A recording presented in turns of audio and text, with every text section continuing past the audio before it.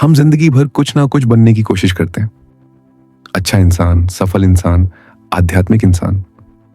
लेकिन जिद्दू कृष्णमूर्ति कहते हैं यही बनने की कोशिश इंसान की सबसे बड़ी हिंसा है। क्योंकि जब आप कुछ बनने की कोशिश करते हैं तब आप जो हैं उसे देखने से भाग रहे होते हैं।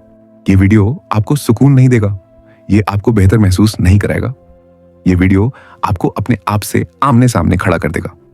हम सोच को बहुत सम्मान देते हैं। हमें लगता है सोच हमें इंसान बनाती है। लेकिन कृष्णमूर्ति कहते हैं सोच सिर्फ एक प्रतिक्रिया है। सोच यादों से आती है, अनुभव से आती है, डर से आती है। सोच कभी नया नहीं होती, और जो चीज कभी नई ना हो वो जीवन को कैसे समझेगी।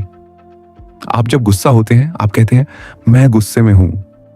लेकिन कृष्णमूर्ति पूछते हैं क्या आपने गुस्से को बिना नाम दिए देखा है, बिना यह कहे कि यह सही है या गलत। जैसे ही आप किसी अनुभव को नाम देते हैं, डर, प्रेम, ईर्ष्या, शांति, आप उस अनुभव को अतीत में डाल देते हैं। नाम स्मृति के बराबर, स्मृति पुराना, और पुराना दिमाग कभी वर्तमान में नहीं जी सकता। इसलिए कृष्णमूर्ति कहते हैं देखो, परिभाषित मत करो। समाज हमें बचपन से सिखाता है किसी जैसे बनो, बेहतर बनो, दूसरों से आगे निकलो। लेकिन तुलना वहीं से शुरू होती है जहां डर पैदा होता है। डर कि मैं कम हूं, डर कि मैं पीछे रह जाऊंगा। कृष्णमूर्ति कहते हैं जहां तुलना है वहां प्रेम नहीं हो सकता। सोचिए, क्या आप कभी बिना तुलना किए खुद से खुश रहे हैं? ध्यान को हमने एक तकनीक बना दिया है। सांस गिनो, मंत्र दोहराओ। लेकिन कृष्णमूर्ति कहते हैं जो ध्यान अभ्यास से आए वह ध्यान नहीं है। ध्यान का मतलब है इस पल को पूरी तरह देखना, अपने डर को, अपने विचारों को, बिना उन्हें बदलने की कोशिश किए। जब आप कुछ बदलना चाहते हैं तब आप फिर सोच के जाल में फंस जाते हैं। कृष्णमूर्ति ने खुद को किसी गुरु की तरह नहीं माना। उन्होंने साफ कहा जहां गुरु है वहां सच नहीं, क्योंकि सच उधार नहीं लिया जा सकता।